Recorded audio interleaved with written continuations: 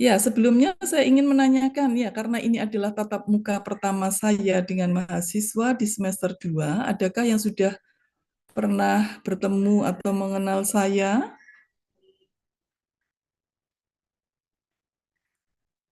Enggak pernah.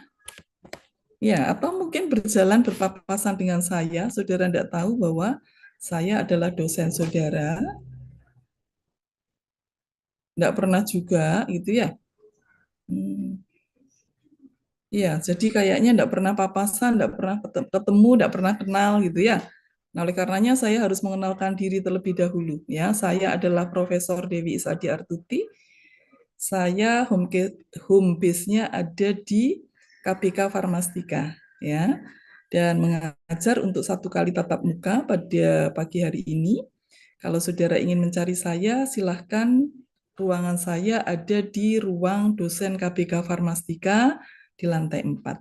Ya, kira-kira nanti kalau misalkan ketemu papasan dengan saya, sudah paham, familiar, atau pas ketemu tetap aja enggak tahu bahwa ini adalah saya. Gimana? Satu lift juga enggak tahu kalau ini adalah dosennya. Ya, jadi siapapun yang saudara temui ketika ada di fakultas, ketika wajahnya lebih senior, itu kalau enggak dosen saudara adalah apa? Tendik ya. Nah, oleh karenanya wajib ya untuk menyapa. Kadang saya melihat kalau wajah-wajah asing enggak mengenal saya itu saya lewat ya terus aja ya, enggak seperti itu. Karena kita kan satu keluarga besar ya, Fakultas Farmasi Universitas Erlangga. Ya, dibiasakan kalau kemudian berpapasan ya dengan yang lebih senior itu menyapa. Gitu ya. Ya, saya akan share screen terlebih dahulu untuk materi yang akan disampaikan.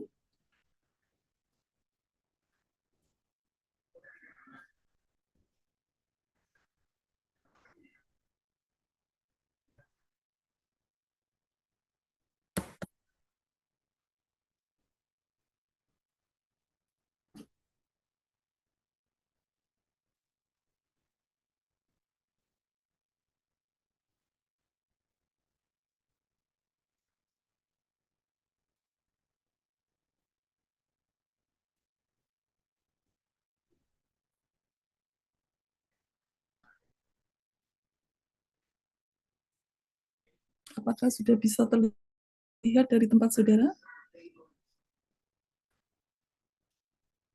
Sudah, Prof. Ya, baik ya. Kita mulai dengan topik ya, farmaseutik dan manufaktur sediaan farmasi. Jadi kalau saudara lihat di kontra, ini harusnya masuk ke tatap muka minggu keberapa ya? Izin 9, Prof. Harusnya ke-7 ya, sebelum UTS. Tapi karena saya pada saat yang sama, waktu yang sama, jam yang sama mengajar di DTPU 3, maka diberikan di tatap muka ke-9. Ya, jadi nanti saudara selain hari ini, saudara akan bertemu kembali dengan saya di semester depan. Saya adalah PJMA untuk mata kuliah farmasi fisik ya. Dan kemudian di semester 6 ya sebagai tim pengampu pada DTPU 3 ya. Sudah paham, familiar istilah DTPO singkatan apa ya? Desain dan teknik penghantaran obat, Prof. Desain dan teknologi penghantaran obat. Dan kalau 3 itu berarti eh, mempelajari mengenai sediaan steril ya. Jadi nanti pada waktu saudara di semester 6 akan bertemu kembali secara intens dengan saya. Tapi kalau untuk fundamental farmasi ini hanya 1 kali tatap muka ya.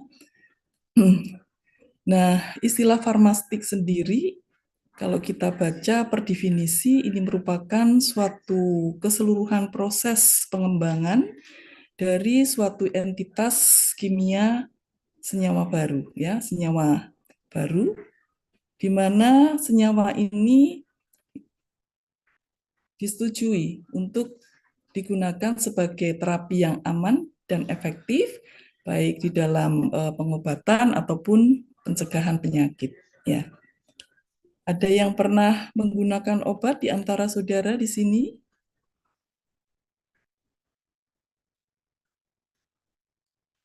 Enggak pernah.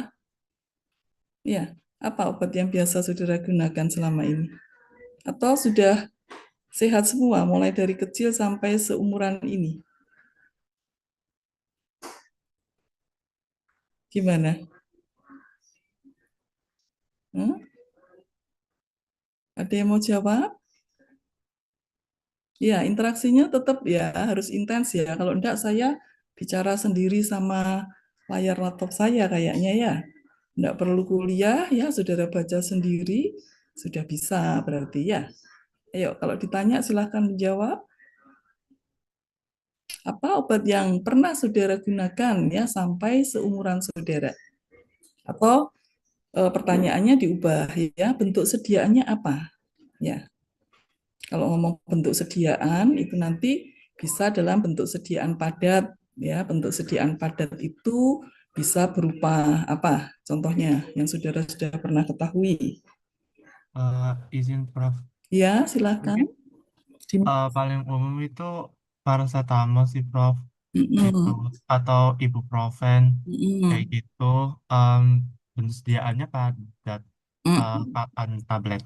Iya, tablet ya. Kalau ditanya bentuk sediaannya apa? Sediaan padat, tablet, contohnya kapsul ya.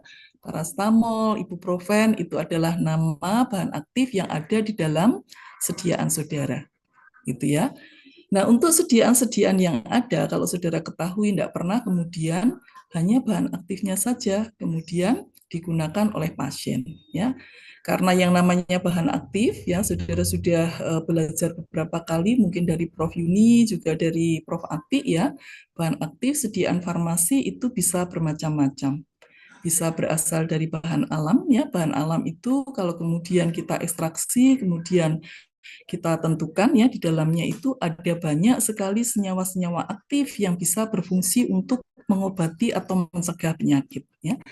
Nah, di dalam perkembangannya kemudian ya bentuk-bentuk aktif daripada kandungan yang ada di dalam sediaan atau herbal ya itu bisa kemudian disintesis menjadi bentuk-bentuk sediaan bahan aktif sintetis ya seperti tadi disebutkan paracetamol, ibuprofen, kemudian yang lainnya lagi nanti saudara bisa melihat bahwa yang namanya bahan aktif itu bisa berasal dari bahan natural atau juga hasil fermentasi dan sebagainya ya. Jadi yang namanya bahan aktif itu adalah bahan yang ada di dalam sediaan farmasi yang bermanfaat untuk bisa mengobati ya, bisa mengobati atau juga mendiagnosis ya atau memitigasi, merawat itu atau mencegah penyakit baik pada manusia maupun juga pada hewan ya.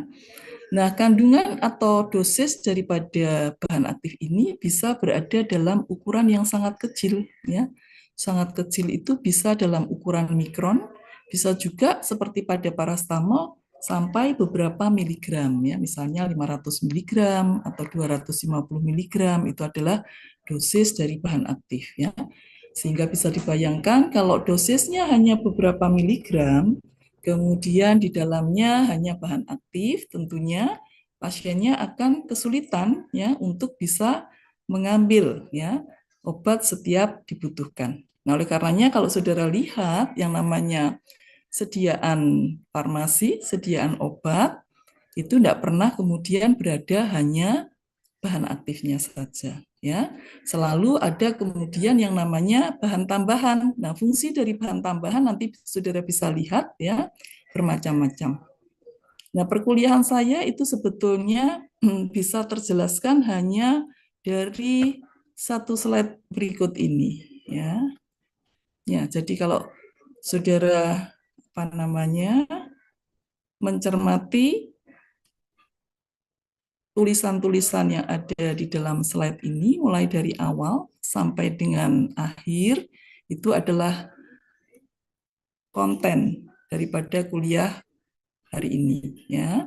Jadi dimulai dari API. API adalah Active Pharmaceutical Ingredient atau tadi yang disebut sebagai bahan aktif farmasi yang fungsinya bisa mencegah atau mengobati atau merawat ya eh, orang yang sedang sakit atau yang membutuhkan ya untuk bisa menjadi finish product atau produk akhir itu melalui berbagai tahapan ini ya. Jadi api sendiri kalau saudara lihat nanti bisa berada dalam bentuk padatan, ada juga yang berada dalam bentuk cair atau dalam bentuk gas ya. Tetapi kalau saudara perhatikan terbanyak api yang ada adalah dalam bentuk padatan ya.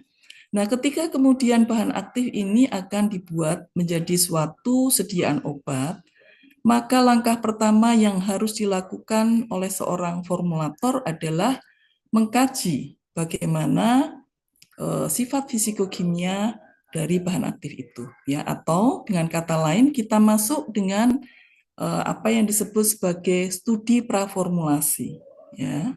Di dalam studi praformulasi ini saudara tidak hanya mencari ya apa khasiat, apa efek farmakologi dari bahan aktif yang akan dibuat tadi, tetapi juga sifat-sifat fisikokimia. Sifat fisikokimia itu adalah baik sifat fisik maupun sifat kimia yang melekat pada obatnya ya. Karena dengan mempelajari sifat fisikokimia, apa yang bisa saudara lakukan? Satu, menentukan bentuk sediaannya. Yang kedua, tentunya adalah pemilihan daripada bahan-bahan tambahan yang akan digunakan di dalam formula sediaannya, sehingga kita bisa membuat suatu sediaan yang stabil selama usia gunanya. Ya. Jadi itu tujuan daripada saudara melakukan kajian sifat fisikokimia. Nah, sifat-sifat fisikokimia dari suatu bahan aktif untuk bahan-bahan sintetis itu saudara bisa cari di buku-buku resmi ya, seperti di Farmakope Indonesia, di Merck Index, di Codex, di Martindale dan sebagainya ya. Di sana saudara nanti akan bisa melihat ya bagaimana sifat fisik maupun kimia daripada bahan aktif yang akan dikembangkan ya. Sebagai model di dalam kuliah ini kita nanti akan melihat ya dua bahan aktif ya, tadi sudah disebutkan, yang satu adalah parastamol. Ya, kalau parastamol sendiri saudara ketahui sebagai obat yang memiliki khasiat apa? Analgesik. Ya, analgesik, antipiretik. Analgesik itu berarti anti nyeri, gitu ya. Dia juga memiliki efek sebagai antipiretik. Antipiretik itu adalah untuk menurunkan panas. Jadi kalau ada yang demam, biasanya kalau nyeri kadang-kadang disertai demam, ya. Nah, obat yang paling umum digunakan tadi adalah parastamol, gitu ya. Nah, untuk bisa membuat produk parastamol tadi, maka dilakukan kajian sifat fisikokimia, ya. Karena parastamol itu kalau saudara lihat di pasaran, ya saudara pernah menjumpai dalam bentuk sediaan apa saja. Selain tadi tablet, ada bentuk sediaan apa yang saudara lihat? Sirup. Ada sirup, ya betul. Semi solid dan liquid. Semi solid dan liquid. Apa contohnya? Yang kandungannya, kalau liquid itu artinya cair ya. Cair sudah disebutkan tadi apa? Dalam bentuk sirup, ya. Sirup itu kan untuk anak-anak. Ada lagi kalau untuk yang anak umurnya lebih muda, 2 tahun ke bawah, itu ada yang dinamakan sediaan drop. Ya, jadi untuk digunakan itu tidak menggunakan sendok, tetapi ditetes pakai pipet. Itu biasanya untuk anak-anak yang umurnya kurang dari 2 tahun. Itu tersedia juga dengan bahan aktif parastamol gitu ya. Tadi ada yang menyebut semi solid. Ya, semi solid contohnya apa ya? Suppositoria. Suppositoria, ada yang berbahan parastamol? Ada? Ya. Sudah pernah menemukan? Ya. Jadi contoh semi solid betul ya, suppositoria. Coba nanti dicari tahu ya, apakah ada suppositoria dengan berbahan parastamol. Ya, tinggal browsing aja. Kalau sekarang kan mudah banget ya. Suppositoria dengan kandungan parastamol, seret keluar gitu ya, dibuat oleh pabrik A, B, C, D dan seterusnya. Ya. Yang lainnya lagi, apa bentuk sediaannya yang saudara ketahui, tinggal browsing ya. Bahan aktif paracetamol berada pada bentuk sediaan apa saja gitu ya, maka AI-nya akan membantu menjawab ya. Jadi di era yang sudah sangat modern ini, di mana digitalisasi teknologi semakin maju ya, saudara akan sangat mudah untuk mendapatkan informasi. Tetapi informasi itu harus tetap ya dikomparasi dengan buku-buku aslinya ya. Jangan sampai kemudian informasi yang kita dapatkan dari AI itu menyesatkan gitu ya. Ya, tambah lagi satu mungkin apa bentuk sediaannya tadi sudah ada drop, ada sirup, ada tablet, ada apa lagi? Infus. Infus. Serbuk. Ada apa? Serbuk. Serbuk. Serbuk itu biasanya digunakan untuk apa kalau sediaan serbuk? Eh, biasanya yang balita itu sih, Prof. Mm-mm, mm-mm. Iya. Ya, jadi anak-anak balita itu bisa juga ya diresepkan oleh dokternya dalam bentuk puyer atau serbuk ya. Nah, puyer atau serbuk nanti kalau saudara lihat bisa saja berasal dari tablet yang kemudian digerus ya. Jadi misalkan ini agak melompat jadinya ya penjelasannya. Misalkan dalam satu puyer itu diinginkan 100 miligram ya. Yang saudara ketahui kan apa? Tablet paracetamol itu dosisnya berapa? Ada yang tahu? Satu tablet. Biasanya 500 miligram sampai 600. Ya, 500 miligram. Nah, berarti kalau untuk membuat puyer 10 bungkus, itu berarti saudara ambil berapa tabletnya? Supaya bisa dibagi 10 tadi, 500 itu. Satu tablet 500. Mau buat 10 puyer yang masing-masing puyernya adalah 100 miligram. Berarti ngambilnya berapa tablet? 2 tablet, Prof. Betul, 2 tablet ya. Jadi 10 kali 10 kan 1000 miligram ya. Nah, 1000 miligram dibagi dengan 500 miligram per tablet berarti butuh 2 tablet. Nah, itu oleh apotek bisa saja dilakukan, tabletnya digerus menjadi puyer. Nah, kemudian dibagi menjadi 10 tadi. Cara lain bisa saja ya. Jadi apoteknya memang menyediakan paracetamol dalam bentuk bahan bakunya. Nah, seperti yang saya katakan tadi, tidak pernah kemudian hanya bahan baku dikasihkan ke pasien. Selalu ada bahan tambahannya. Karena yang namanya paracetamol ini pahit sekali. Kalau saudara cuma kasih paracetamolnya, yang terjadi ya anak-anaknya pasti terasa pahit. Oleh karena itu tambah pengisi. Antara lain adalah laktos. Ya.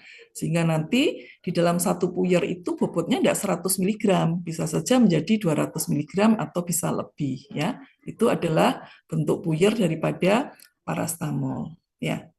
Yang lainnya lagi ada yang pernah menemukan infus ya. Infus itu termasuk sediaan parenteral ya. Kalau saudara browsing itu bisa ditemukan bahwa salah satu bentuk sediaan infus kandungannya ada yang paracetamol tadi. Artinya apa? Dari satu bahan aktif itu bisa dibuat dengan berbagai macam bentuk sediaan. Ya, tergantung dari kebutuhan pasiennya. Ya, tergantung daripada terapi yang ingin dicapai di sana. Nah, itu diawali dengan tadi ya, melakukan kajian sifat fisikokimia daripada bahan aktif yang akan dibuat tadi. Mulai dari apa? Struktur molekulnya ya. Dari struktur molekul ya, ada yang sudah tahu ya struktur molekul daripada paracetamol nanti bisa dilihat pada dua slide terakhir di sana ya. Dari struktur molekul itu apa yang ingin kita ketahui dari sana? Saudara sudah belajar apa? Kimia dasar? Tidak ada kimia dasar lagi ya. Kimia organik atau mungkin di SMA sudah ya bahwa masing-masing senyawa kimia itu memiliki struktur struktur molekul. Ya, dari struktur molekul itu apa yang bisa kita dapatkan? Informasi apa yang bisa kita dapatkan ketika saudara, oh struktur molekul paracetamolnya adalah seperti ini. Ya. Ada gugus fungsinya, Prof. Betul ya, gugus-gugus fungsi itu akan berbicara banyak hal ya. Yang pertama gugus fungsi itu ada yang bersifat polar, ada yang bersifat non polar ya. Yang bersifat polar atau hidrofilik itu nanti kaitannya dengan bagaimana dia bisa berinteraksi dengan molekul air sehingga akan diketahui kelarutannya. Semakin banyak gugus-gugus fungsi yang bersifat hidrofilik, maka kemungkinan untuk bisa berinteraksi dengan molekul air menjadi semakin besar. Akibatnya apa? Kelarutannya dalam air juga akan semakin besar. Nah, nanti kelarutan ini juga merupakan salah satu aspek fisikokimia yang penting untuk diketahui sebelum kita lakukan formulasi suatu sediaan. Nah, dari struktur molekul tadi, ada gugus fungsi selain juga untuk memprediksi kelarutannya. Terkait dengan stabilitas, nanti juga bisa dilihat ya bagaimana stabilitas daripada bahan aktif yang akan dibuat ini. Ya. Banyak sekali bahan-bahan aktif yang mengandung gugus-gugus asil turunan karboksilat, di mana senyawa-senyawa yang memiliki gugus ini akan mudah mengalami hidrolisis. Ya, masih ingat istilah hidrolisis? Ada yang sudah pernah mendengar istilah hidrolisis? Lisis itu berarti apa? Pecah gitu ya. Hidro air. Artinya apa? Senyawa-senyawa yang mudah mengalami degradasi ketika bertemu dengan air atau lembab udara. Nah, ini dimiliki oleh beberapa senyawa. Sehingga ketika kemudian kita ketemu dengan suatu senyawa dengan struktur molekul tertentu, kita akan bisa prediksi. Oh, ini ketika ada air akan mudah terhidrolisis. Kalau terhidrolisis artinya apa? Struktur senyawa aslinya nggak utuh lagi. Ketika nggak utuh lagi, ya nggak bisa kemudian berkhasiat ketika digunakan oleh pasien. Nah, oleh karena itu harus dihindari adanya air seperti itu. Ya, dari struktur kimia molekul juga, saudara bisa mengetahui sifat daripada senyawanya. Apakah merupakan asam lemah ataukah basa lemah? Ya, saudara sudah belajar ya, senyawa asam itu senyawa yang bagaimana? Senyawa basa, senyawa yang bagaimana?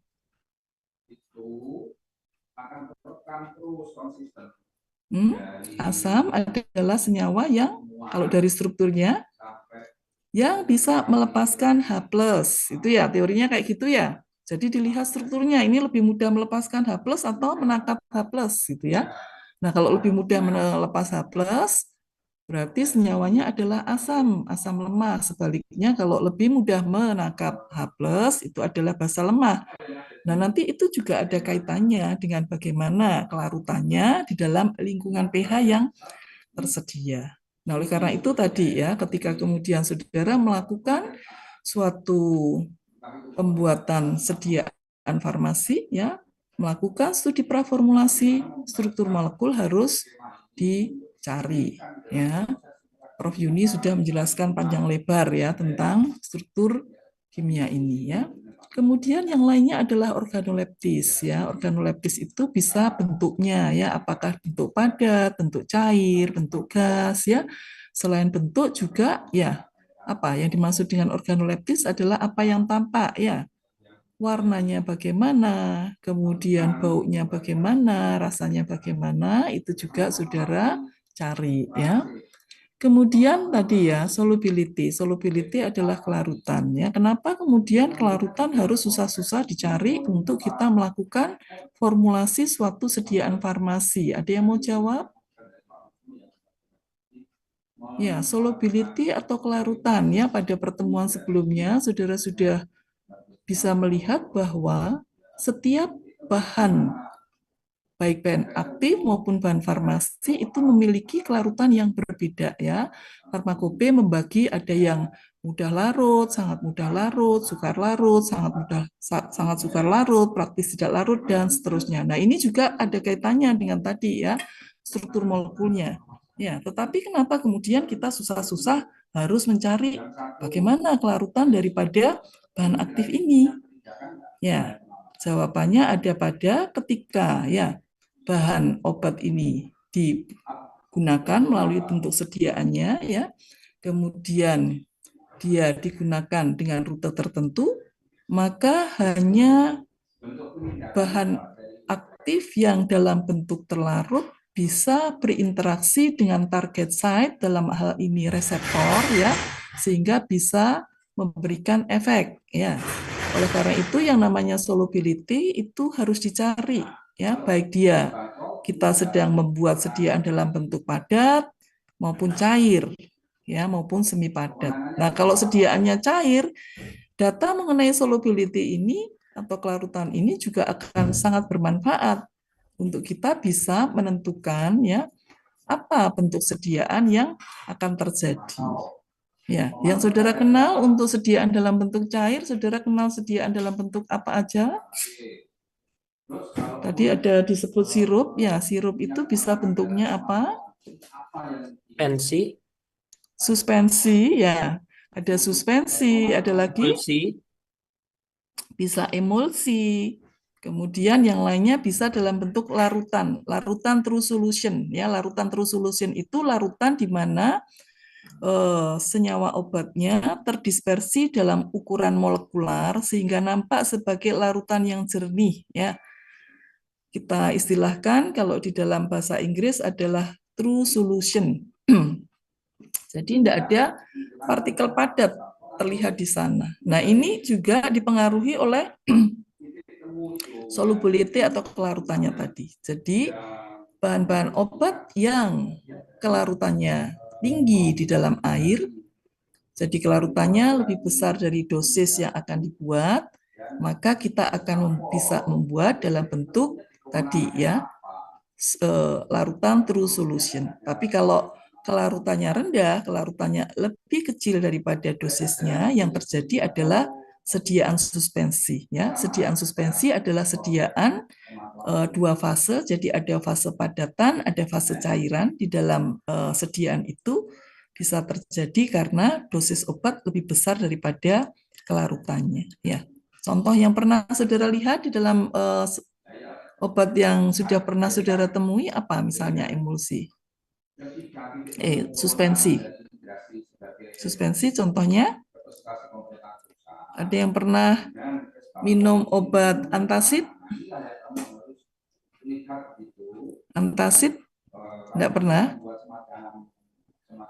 Antasida itu adalah obat untuk apa?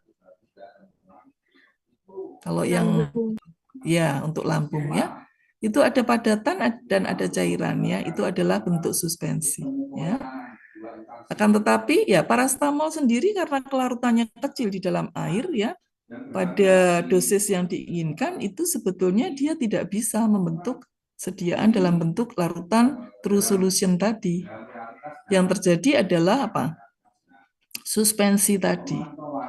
Karena kelarutannya yang kecil di dalam air, ya kelarutannya lebih kecil dibandingkan dosisnya. Maka yang terjadi ketika kita membuat ya pada volume misalnya 60 atau 100 mili untuk sirup anak-anak, yang terjadi ada endapannya. Terlihat ada partikel-partikel padat di dalamnya, ya.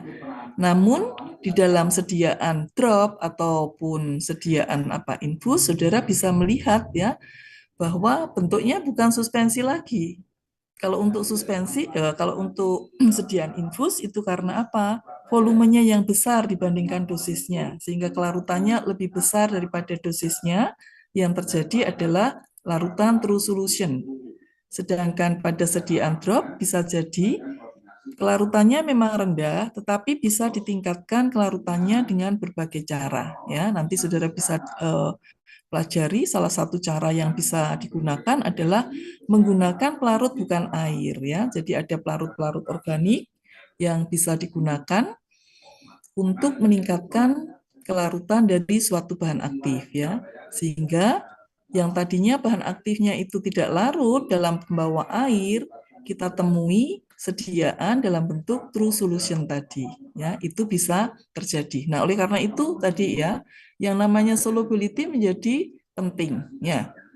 Selain kelarutan atau solubility, ada data penting lagi yang harus dicari pada waktu saudara lakukan studi sifat fisikokimia adalah koefisien partisi ya. Ada yang tahu apa itu koefisien partisi? Koefisien partisi adalah apa? nilai log P obat mendekati nilai log P barrier. nilai log P obat ya. Nilai log P obat itu adalah ya nilai konsentrasi obat berada dalam fase minyak ya maupun fase air ya. Jadi berada di dua fase itu. Nah, nilai ini menjadi penting karena obat-obat dengan nilai log P yang mendekati barier ya membran biologis. Barier membran biologis itu tergantung rute. Kalau rutenya oral berarti kan obatnya diminum melalui apa? Yang dimaksud dengan oral, mulut, ya dari mulut masuk kerongkongan, lambung, usus halus, usus besar, pelepasan. Nah, barier membran biologis di sana adalah usus, ya. Sedangkan kalau kita menggunakan suatu sediaan topikal, ya diaplikasikan ke kulit, maka barier membran biologisnya adalah kulit itu sendiri, ya. Kalau misalkan akan digunakan untuk tujuan target site-nya ada di otak, maka membran biologisnya adalah apa? Sawar darah otak, ya, blood-brain barrier.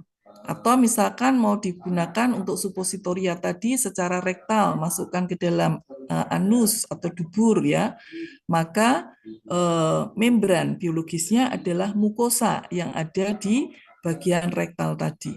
Nah, ketika kemudian nilai log P dari suatu obat itu mendekati nilai log P daripada barier membran biologis, maka dia akan lebih mudah untuk melewati membran biologis tadi, ya, atau tak absorpsi, ya, berpenetrasi, ya, melewati membran biologis itu tadi, ya. Nah, ini menjadi penting. Jadi nggak cuman obat itu harus larut ketika kemudian digunakan, ya, karena memang dalam bentuk molekular inilah yang akan bisa berpenetrasi, tetapi tadi ya bahwa hanya obat-obat yang berada dalam bentuk yang apa istilahnya kalau nanti di farmasi fisik itu ada dalam bentuk terion, tak terion, ya, yang bisa lewat sawar darah otak atau kulit atau usus tadi adalah dalam bentuk tak terionnya. Nah, ini kaitannya ada dengan nilai log P-nya tadi, ya. Nilai log P yang mendekati nilai membran biologis akan lebih mudah melewati membran biologisnya tadi, ya. Kemudian yang lainnya ada sifat fisik daripada obatnya. Jadi kalau saudara lihat tadi sebagian besar daripada bahan aktif berada dalam bentuk padatan, ya. Satu bentuk padatan misalnya piroksikam, ya. Ketika nanti saudara misalnya bekerja di industri farmasi untuk memastikan bahwa ini yang datang benar piroksikam, bukan paracetamol atau sukrosa atau yang lainnya karena warnanya sama-sama putih gitu, ya. Maka harus dilakukan identifikasi dengan apa yang disebut dengan FDIR, ya. Dengan FDIR kita akan bisa mendeteksi gugus-gugus fungsi apa yang ada di dalam bahan yang datang tadi. Sehingga ketika kemudian kita cocokkan dengan struktur molekulnya, betul yang datang adalah apa? Piroksikam. Tetapi piroksikam yang datang bisa berbeda karena piroksikam itu bisa memiliki lebih dari satu bentuk kristal, ya. Kalau saudara baca di literatur itu bisa sekitar 10 sampai 13. Nah, di mana bentuk kristal satu dengan yang lainnya itu memiliki sifat-sifat fisikokimia yang berbeda. Sifat fisikokimia yang berbeda yang mana? Nah, karena dibuatnya dengan cara yang berbeda, maka ketika kemudian terjadi piroksikam, jadi nanti pada saat saudara belajar di sintesis, saudara akan mengenal bahwa yang namanya bahan baku itu bisa dibuat dengan berbagai cara. Ada yang dengan cara melarutkan kemudian mengendapkan mendadak. Ada yang melarutkan kemudian diuapkan dan sebagainya. Nah, ini akan menyebabkan kristal yang terjadi memiliki ikatan kekuatan yang berbeda satu dengan yang lain. Akibatnya apa? Diidentifikasi dengan FDIR, betul piroksikam. Tapi ketika kemudian diidentifikasi dengan alat yang akan menentukan titik leleh, ya, titik leleh, saudara tahu ya, titik leleh itu perubahan dari fase apa ke apa. Ada titik leleh, ada titik didih, ada apa? Titik beku kan gitu ya. Kalau titik leleh perubahan dari fase apa? Padat ke cair. Padat ke cair. Jadi padat ke cair. Nah, ini seringkali dijadikan sebagai identifikasi dari satu bahan obat atau bahan ini ya farmasi, ya. Nah, ini bisa beda sama-sama piroksikam, yang satunya mungkin akan meleleh di 170, yang satunya bisa lebih tinggi atau lebih rendah, tergantung daripada kekuatan ikatannya tadi. Nah, ini harus dipetakan. Yang mana yang akan digunakan di dalam pembuatan sediaannya, karena ini nanti akan berpengaruh terhadap kelarutannya, ya. Nah, kelarutan tentunya juga akan berpengaruh terhadap banyak aspek, ya, yang akan saudara temui di dalam proses pembuatannya. Nah, oleh karena itu nanti di semester 3 akan dibahas lebih lanjut gitu ya, bagaimana sifat-sifat fisik, bentuk fisik daripada suatu bahan aktif farmasi gitu ya.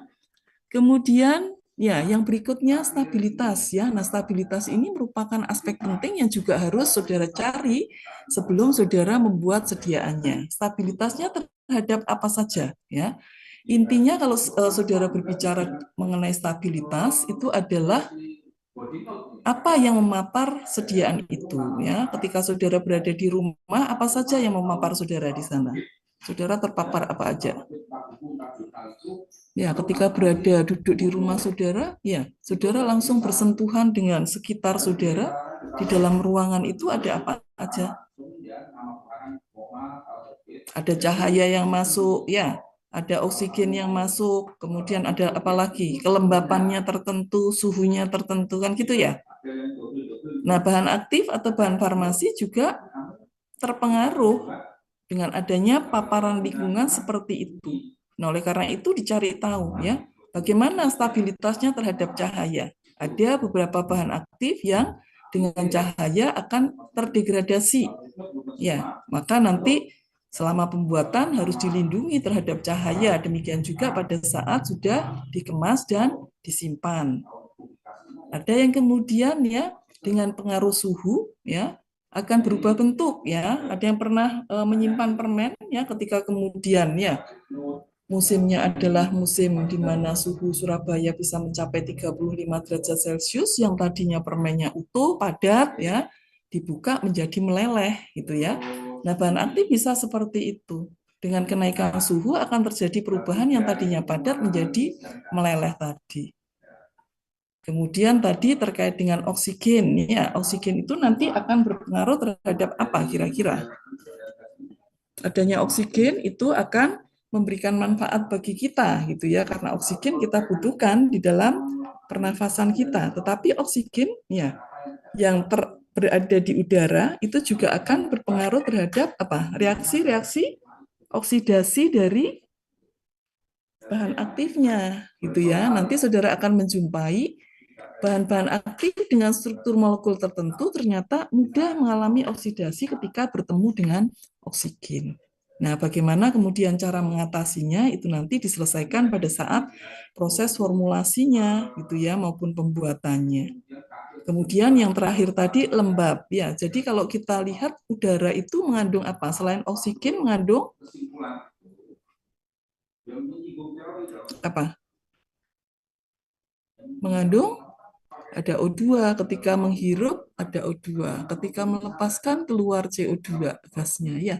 Selain itu juga ada lembab udara.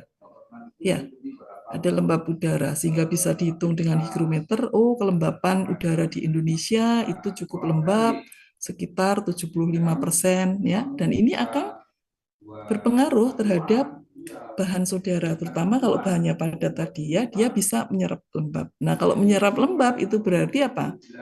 Di dalam bahan padat saudara akan menyimpan apa? Air. Nah, adanya air itu bisa melarutkan bahan yang ada di dalamnya. Selain melarutkan tadi, ketika kemudian senyawanya merupakan senyawa yang mudah terhidrolisis tadi ya, terdegradasi dengan adanya air, maka ya bahan aktif saudara akan turun kadarnya dari yang seharusnya. Nah, data-data inilah yang kemudian ya kita cermati untuk kita putuskan bentuk sediaan apa nanti yang sesuai ya. Jangan sampai kemudian mudah terdegradasi seperti kasusnya amoksisilin. Itu merupakan apa kalau amoksisilin?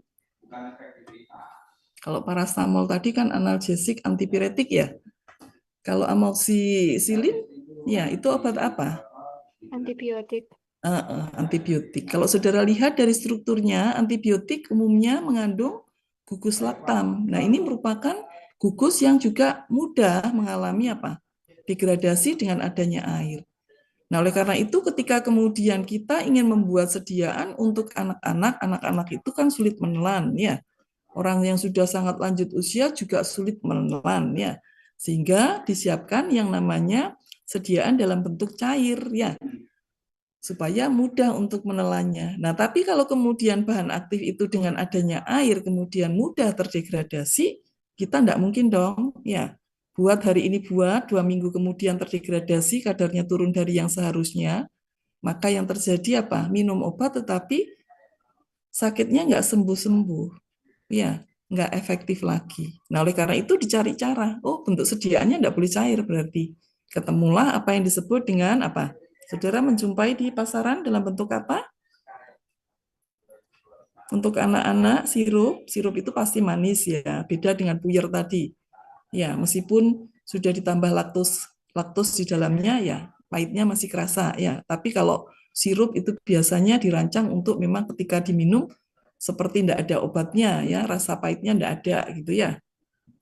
Ya, jadi dibuat dalam bentuk apa? Kalau ingin membuat nantinya bisa diminum dalam bentuk sirup oleh anak-anak gitu ya. Gimana?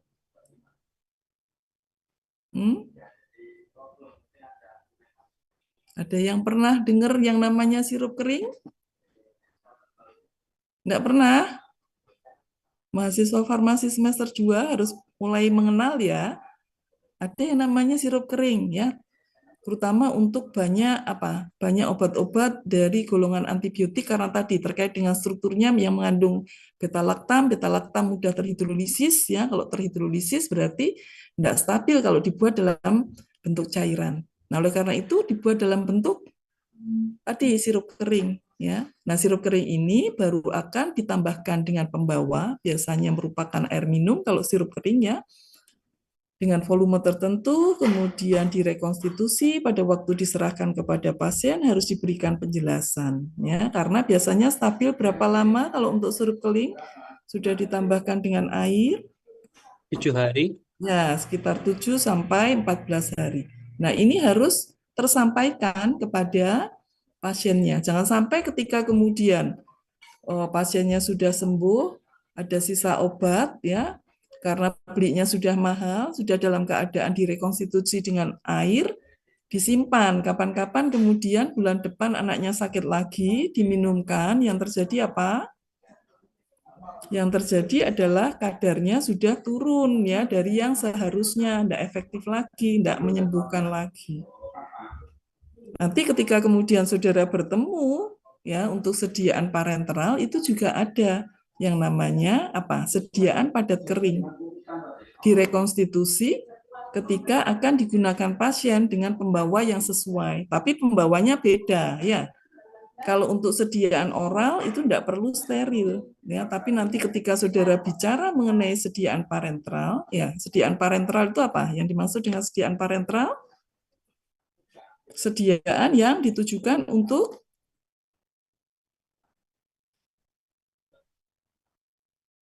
belum kenal istilah parenteral. Kalau oral sudah ya, oral tadi minum ya melalui mulut ya. Kalau parenteral apa? Suntik. Melalui suntikan. Pembuluh darah.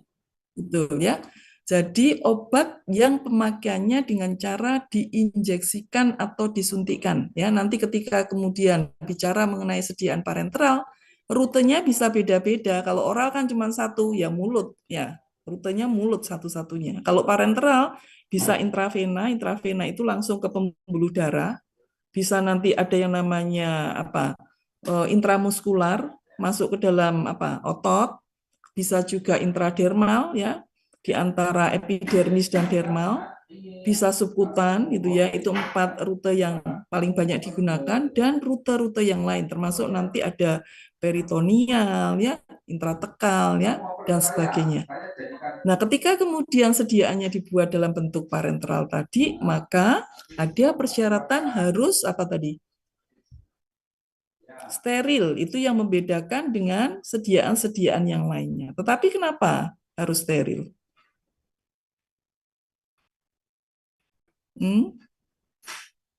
Karena langsung masuk ke dalam apa?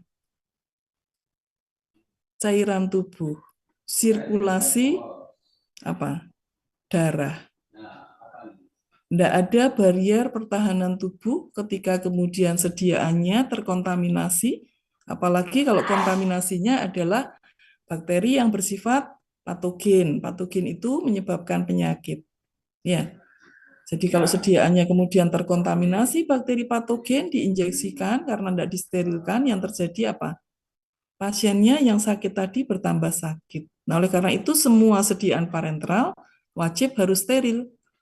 Kalau untuk oral enggak harus steril, karena oral ya ketika masuk ke dalam mulut, kemudian kerongkongan, lambung, ada sistem pertahanan tubuh untuk mematikan mikroorganisme yang ada di dalam sediaan yang diminum tadi. Kecuali apa? Kadarnya sudah melebihi ambang, seperti kalau saudara makan rujak, rujaknya terkontaminasi bakteri yang menyebabkan diare dalam jumlah yang cukup, yang satunya makan tidak diare, yang satunya lagi sudah diare, gitu ya. Nah, oleh karena itu untuk sediaan-sediaan yang digunakan secara oral, topikal, ya, topikal itu nggak cuma kulit ya. Jadi untuk sediaan mata, hidung, ya, tetes mata, tetes hidung, telinga itu, rektal itu ya, itu tidak harus steril. Tapi ketika, ya itu topikal. Tapi ketika kemudian saudara membuat sediaan parenteral, harus steril. Ya, selain parenteral tadi apa? Ada sediaan yang juga harus steril. Pernah membaca sediaan mata yang saudara gunakan untuk mengobati mata saudara yang sedang merah atau sakit? Mulai sekarang kalau ada obat apapun yang ada di sekitar saudara dilihat ya kemasannya, dibaca ya, nggak cuma mereknya, kandungannya apa, kadarnya berapa ya, tetapi info-info apa saja yang ada di sana ya. Kalau untuk sediaan mata itu juga akan terlihat ada tulisan apa di sana? Steril. Ya, kenapa juga untuk sediaan mata juga harus steril? Selain sediaan parenteral tadi ya, sediaan parenteral, sediaan mata juga harus steril. Kenapa? Mata adalah apa? Organ yang sangat sensitif ya. Sangat sensitif dan sangat penting gitu ya bagi kehidupan kita. Mata yang mengalami kontaminasi khususnya bakteri Pseudomonas aeruginosa berdasarkan penelitian itu bisa menyebabkan hilangnya penglihatan. Nah, oleh karena itu dua sediaan tadi ya harus steril. Parenteral, sediaan mata itu harus dalam kondisi steril ya. Nah, dengan mengetahui rute-rute yang ada tentunya nanti saudara bisa menentukan ya bentuk sediaannya apa. Itu ya berdasarkan tadi kajian sifat fisikokimianya tadi. Kemudian ya, di dalam kita melakukan formulasi itu bisa terjadi interaksi ya. Interaksi itu bisa terjadi antara bahan aktif ya. Satu sediaan obat tidak melulu hanya terdiri dari satu bahan aktif ya. Ada yang lebih dari satu ya, 2-3 bahan aktif berada dalam satu bentuk sediaan ya. Kalau saudara lihat obat flu gitu ya. Apa misalnya nyebut satu merek ini terpaksa ya, apakah itu konidin, apakah itu mestril gitu ya, apa dekolgin, itu enggak cuma satu bahan aktifnya, lebih dari satu. Ya, karena satu mungkin untuk penurun panasnya, satu untuk apa batuk pileknya, ya. Nah, yang terjadi adalah bisa interaksi antara bahan satu dengan yang lainnya. Karena tadi ya bahwa yang namanya bahan aktif maupun bahan tambahan itu merupakan suatu senyawa kimia. Senyawa kimia ketika bertemu dengan senyawa kimia yang lain bisa berinteraksi satu dengan yang lain.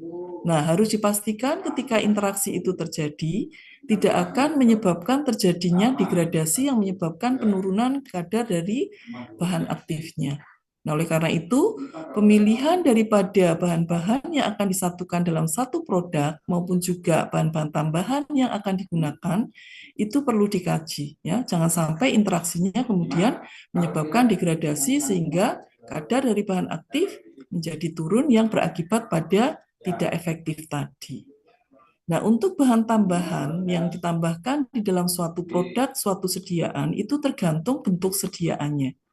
Contoh, misalnya kita mau membuat tadi tablet paracetamol. Nggak cuma ada bahan aktif paracetamol di dalamnya, tetapi tadi ya, bahwa nggak mungkin hanya bahan aktif aja, harus ada bahan-bahan lain yang bisa menambah bobot daripada produknya.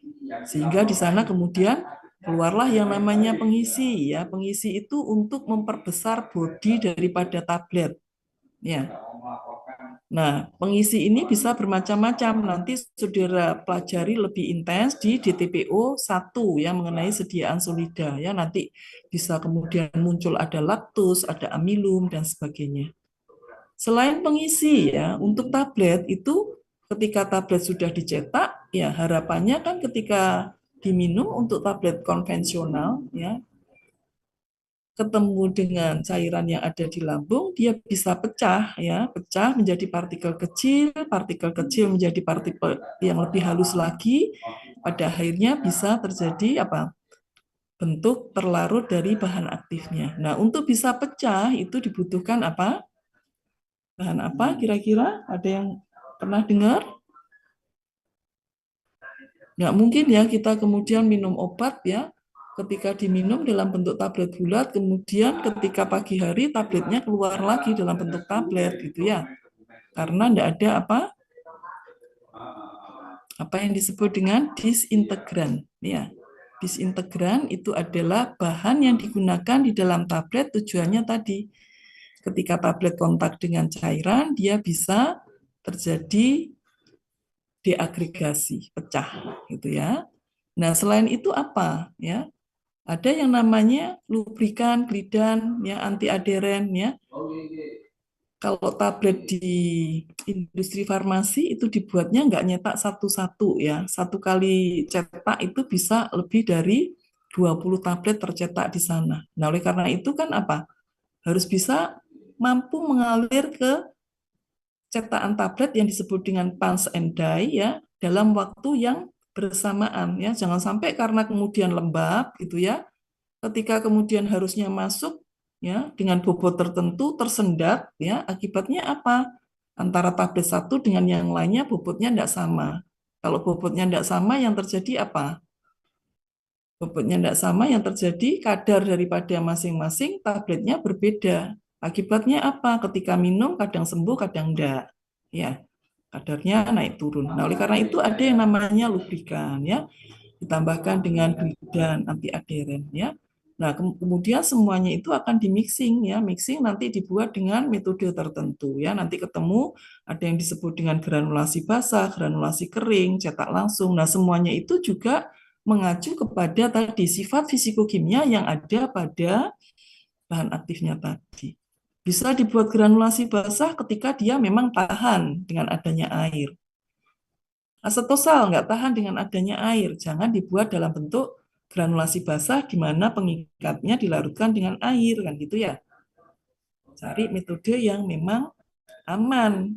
Jadi artinya selama proses itu jangan sampai terjadi degradasi terlebih dahulu ya sebelum sediaannya keluar dari pabrik kan gitu ya. Nah, oleh karena itu tadi kajian mengenai sifat fisikokimianya harus benar-benar bagus ya, benar-benar cermat. Nah, kalau sediaannya dalam bentuk sirup ya, sirup itu kan sediaan dalam bentuk larutan ya. Tadi selain stabilitas terhadap yang sudah disebutkan, yang namanya larutan itu memiliki stabilitas terhadap pH. Ya, pada pH tertentu dia stabilitasnya optimal. Sedikit bergeser ke arah asam atau basa bisa jadi degradasinya menjadi semakin bertambah. Nah, oleh karena itu di dalam formulasinya perlu ditambahkan bahan tambahan yang namanya apa? Saudara sudah belajar mulai dari SMA ya, suatu bahan yang fungsinya untuk bisa mempertahankan pH itu adalah namanya Buffer, penyangga. ya buffer atau dapar. Nah, perlu ditambahkan dapar di sana.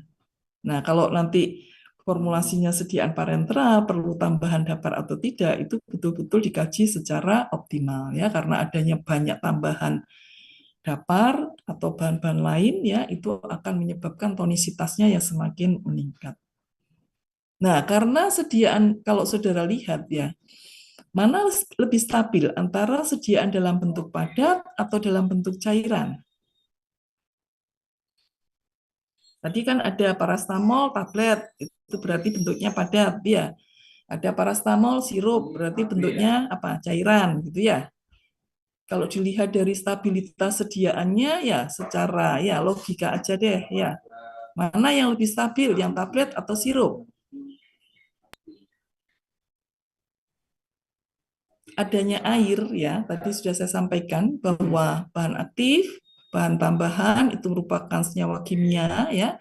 Adanya air itu membuat mereka berada dalam keadaan molekuler ya.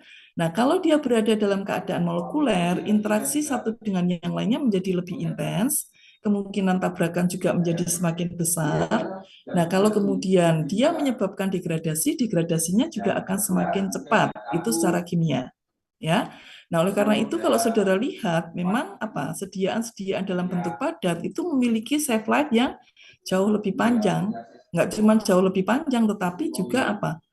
Secara cost ya, secara biaya itu lebih murah.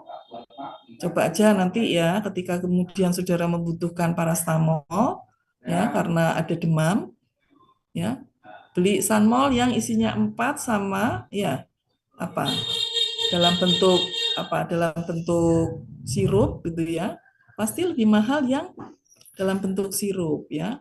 Bukan cuma tadi bahan-bahan tambahan, kemudian juga bobotnya ketika didistribusikan itu menjadi lebih berat ya, biayanya lebih mahal, tetapi juga ya tadi kemungkinan terjadi reaksi antar bahan-bahan yang ada menjadi besar. Enggak cuma itu saja. Yang namanya air itu sangat disukai oleh apa? Mikroorganisme ya. Kalau kita bicara mengenai sediaan parenteral itu benar-benar yang namanya mikroorganisme itu harus dihindari itu ya. Tapi ketika kemudian kita membuat suatu sediaan dalam bentuk larutan, ada air di sana ya. Air ini disukai untuk pertumbuhan baik mikroorganisme berupa bakteri maupun jamur. Nah, oleh karena itu kalau sediaan itu merupakan sediaan multiple dose, yang dimaksud sediaan multiple dose berarti apa? Sediaannya digunakan lebih dari 1 kali. Ya. Contohnya pada sediaan sirup ya diwadahi 60 mili untuk digunakan lebih dari 1 kali. Itu berarti sediaan multiple dose. Tapi ketika kemudian saudara membeli sediaan tetes mata itu ada yang multiple dose, ada yang single dose. Nah, kalau bentuknya multiple dose digunakan berkali-kali, ada kemungkinan apa? Mikroorganismenya masuk ketika digunakan. Ya, akibatnya bisa berkembang biak di sana, menyebabkan ketidakstabilan secara mikrobiologi. Nah, oleh karenanya apa? Perlu ditambah dengan apa? Sediaannya perlu ditambah dengan ini, tinggal milih yang ada di kotak ini, di lingkaran ini. Ya, excipient. Ya, excipient nama lain dari bahan tambahan, saudara milih apa? Mau ditambah apa? Untuk bisa ya supaya mikroorganismenya tidak bertumbuh di sediaan saudara. Milih yang apa? Preservatif. Preservatif. Ya, preservatif itu pengawet. Ya, supaya tadi ya mikroorganismenya tidak berkembang biak di sana. Itu biasanya ditambahkan pada sediaan-sediaan dalam bentuk cair. Tapi ketika saudara membuat sediaan tablet, jarang sekali. Karena tadi ya, air disukai untuk tumbuhnya mikroorganisme. Ketika dalam bentuk padat, kemungkinan tumbuh kecil sekali, tidak ada preservatif ditambahkan di tablet, gitu ya. Nah, kemudian kalau untuk sirup, ya yang namanya sirup untuk anak-anak itu kan obat itu selalu pahit rasanya ya. Kalau dalam bentuk tablet bisa tertutupi karena langsung tertelan kan gitu ya. Nah, kalau dalam bentuk sirup kemudian tidak ditutupi oleh rasa ya. flavor yang manis, maka ya anaknya tidak mau minum lah. Oleh karena itu ada tambahan flavor, kemudian supaya menarik ditambahkan dengan coloring gitu ya, zat warna ya. Beda dengan nanti membuat sediaan parenteral ya, tidak boleh ditambahkan flavor, zat warna dan sebagainya karena akan meningkatkan tonisitas daripada sediaannya. Tapi ketika itu digunakan secara oral, melibatkan apa? Melibatkan indera penerima ya, pengecap, maka dibuat semenarik mungkin supaya pasiennya suka ketika diminum tadi. Maka ditambahkan berbagai macam bahan tambahan tadi. Nah, tentunya harus kompatibel, tidak boleh kemudian menyebabkan terjadinya degradasi dari bahan aktifnya. Nah, kalau sudah ketemu, kemudian komposisi daripada bahan aktif dan bahan tambahan yang akan dibuatlah suatu formula ya. Nanti kalau saudara lihat di ini ya, sebentar. Di formula yang ada di bawah ya, di bawah itu ada beberapa contoh formula dari sediaan cair ya, misalkan ini ya. Ini adalah formula ya dari sediaan fenobarbital ya. Fenobarbital obat apa ya? Antikonvulsan. Ya, anti epilepsi atau anti kejang atau anti konvulsan ya. Ini bahan aktifnya adalah fenobarbital ini ya. Kemudian ya disusunlah bahan-bahan tambahan ya di bawahnya dan pembawa. Pembawa yang digunakan di sini adalah pembawa air. Air yang digunakan juga enggak air sembarangan ya, bukan air PDAM tetapi air yang kualifikasinya masuk purified water ya. Bisa dilihat nanti kualifikasi purified water itu seperti apa. Pasti tidak berwarna, tidak berbau gitu ya. Kemudian apa pH-nya tertentu, kandungan terhadap bahan organik, anorganik juga dikendalikan ya.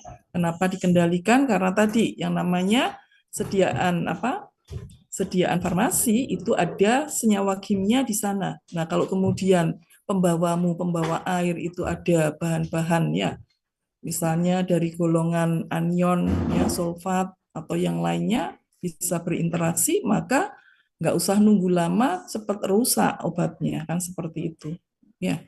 Nah, selain kemudian ada yang namanya bahan tambahan, di sebelah kanan saudara bisa lihat itu adalah kadar yang digunakan ya. Mumpung membuka ini, saya langsung aja ya, misalkan di sini fenobarbital ya, kadarnya berapa di situ terlihat? 0,4%.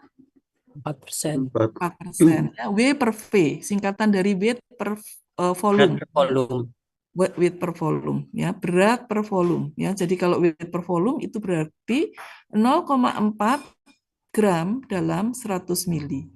Tapi ketika kemudian orange oil flavor ya, itu dalam volume per volume itu berarti dalam mili, dalam 100 mili berarti ya sebanyak 0,025 mili dalam 100 mili ya.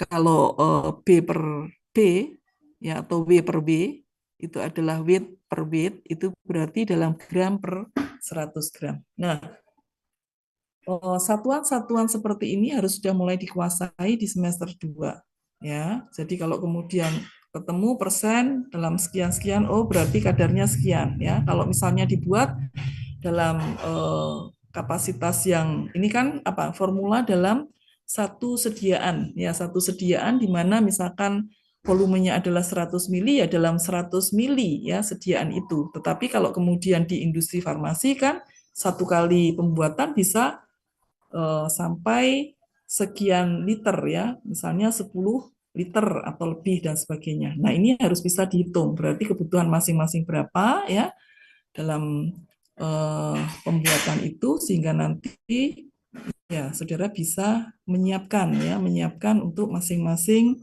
bahan aktif maupun bahan tambahan yang digunakan ya. Kembali lagi ke formulasi. Nah, kalau sudah kemudian R-nya tadi formulanya ketemu, disusun ya, maka masuk ke manufaktur ya. Di dalam manufaktur itu nanti ada prosedur yang harus diikuti untuk membuat suatu sediaan ya. Jadi Nggak bisa kemudian semuanya timbang-timbang langsung brek mixing ya, kemudian di tablet, nggak bisa ya, ada urutannya. Nanti saudara pelajari di tingkat yang lebih atas. Tetapi yang ingin saya katakan di sini di dalam proses manufaktur itu nanti ada yang namanya pengecilan ukuran partikel ya, bisa dengan cara digerus, bisa juga dengan diayak. Kenapa kemudian dikecilkan ukurannya? Ya, ukuran yang lebih kecil itu bisa menyebabkan apa? Kalau saudara mempunyai bahan, ukurannya dikecilkan, ukuran yang lebih kecil itu akan memiliki apa? Luas permukaan lebih besar. Luas permukaan yang besar berarti apa? Kontak dengan air akan lebih besar lagi. Nah, ini akan bisa meningkatkan kelarutan dari bahan aktifnya. Itu yang pertama. Yang kedua, ya, dengan melakukan reduksi ukuran bisa saja untuk menyamakan ukuran yang ada di dalam formula yang dibuat tadi. Nah, kalau ukurannya seragam, maka ketika lakukan mixing itu akan lebih cepat homogen. Ya, yang dimaksud dengan homogen itu apa? Saudara mempunyai suatu bulk ya, suatu campuran dalam bentuk padat ya antara bahan aktif, bahan tambahan yang tadi sudah disebutkan yang dikatakan homogen ketika apa? Ketika ya, saudara ambil pada bagian atas, tengah, bawah, kemudian saudara tentukan kadarnya, gitu ya.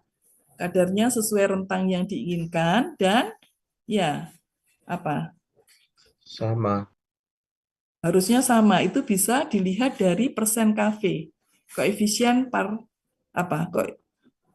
koefisien variasinya. Ya, kalau menurut Farmakope Indonesia tidak lebih dari 6%. Kalau pada skala kecil, ya, saudara melakukan proses mixing antara bahan aktif dengan bahan tambahan, saudara bisa gunakan satu, ya, apa yang disebut sebagai metode geometric dilution, ya, geometric dilution. Yang dimaksud geometric dilution, yang namanya sediaan itu kan apa? Dia dicampur dari volume terkecil dulu, Prof. Ya, ya. Jadi ada bahan aktif, ada bahan tambahan, ya. Ada bahan aktif, ada eksipien. Eksipien selalu lebih banyak dibandingkan bahan aktifnya. Nah, supaya nanti campurannya itu homogen, maka saudara ngambilnya sejumlah kecil ya daripada bahan aktif ditambahkan dengan eksipien dengan jumlah yang sama, kemudian dicampur ya, dicampur di mixing ya, sampai kemudian kalau untuk skala laboratorium, saudara bisa tambahkan apa yang disebut dengan karmin, ya, zat warna untuk bisa mengetahui bahwa zat warnanya sudah merata di semua tempat. Tapi kalau untuk skala industri, saudara tidak lakukan itu ya, jadi nggak kemudian tabletnya ditambah karmin supaya bisa lihat, ya, homogen di semua tempat. Kalau skala industri yang dilakukan tadi, ya, melakukan penentuan kadar di beberapa titik, kemudian kita rata-rata persen Kv-nya memenuhi atau tidak, gitu ya. Nah, tadi terkait dengan geometric dilution, ya, setelah kemudian ditambahkan masih ada sisa eksipiennya, ditambahkan lagi dengan jumlah yang sama dari hasil tadi pencampuran yang pertama. Begitu seterusnya sampai semua eksipien tertambahkan pada bulk antara bahan aktif dengan eksipien tadi, ya, sehingga nanti didapatkan suatu campuran yang benar-benar homogen. Itu kalau bahan aktifnya padatan dengan padatan, ya, bahan aktifnya padat, eksipiennya padat. Nah, kalau seandainya kita membuat sirup tadi, berarti kan bahan aktif padat, bisa saja tadi ya pembawanya ada air tadi, ya. Nah, kita melakukan proses pelarutan ya. Jadi mixingnya, pencampuran itu dengan cara melarutkan, dan melarutkan itu juga kalau saudara lihat nanti ada SOP-nya, ada prosedurnya. Bahan aktif biasanya diamankan terakhir ya, terakhir untuk ditambahkan karena apa? Menghindari degradasi sebelum bahan-bahan yang fungsinya sebagai peningkat stabilitas ditambahkan. Jadi misalkan tadi ada ditambahkan dapar di dalamnya. Nah, dapar ini kan selain bisa untuk mempengaruhi kelarutan, juga akan mempengaruhi stabilitasnya. Maka ketika kemudian ada dapar di sana, yang harus dilakukan adalah melarutkan daparnya terlebih dahulu. Ya, ingat dapar di SMA itu merupakan apa? Campuran antara asam lemah dengan garamnya, gitu ya. Dicampurkan, cek pH-nya sesuai, baru ditambahkan bahan-bahan lainnya, bahan-bahan yang fungsinya untuk meningkatkan stabilitas, misalnya ada antioksidan tadi, untuk mencegah terjadinya oksidasi, tambahkan dulu ya, pengawet tambahkan dulu, kemudian baru apa? Bahan aktif terakhir. Nah, yang perlu diperhatikan pada saat proses mencampur melarutkan tadi adalah bagaimana saudara melakukan proses stirringnya, pengaduannya. Ya, ada yang minum teh tadi pagi? Ya, ditambahkan gula. Ya, saudara mengaduk searah jarum jam atau berlawanan dengan arah jarum jam? Berlawanan sih biasanya, Prof. Oh, biasa berlawanan. Ya, nanti kalau di lab jangan berlawanan ya, karena ya gaya sentripetal dan sentrifugal itu akan berpengaruh terhadap hasil. Ya, kalau yang searah itu namanya sentripetal. Ya. Ketika saudara mengaduk sentripetal, yang terjadi apa? Maka ya yang namanya aliran itu ada berada di sumbu pengadukmu itu tadi. Ya. Satu kemungkinan apa? Nyiprat itu ya, bahasa Jawa ini nyiprat itu ya, nyiprat kemana-mana itu kecil ya. Yang kedua, dia lebih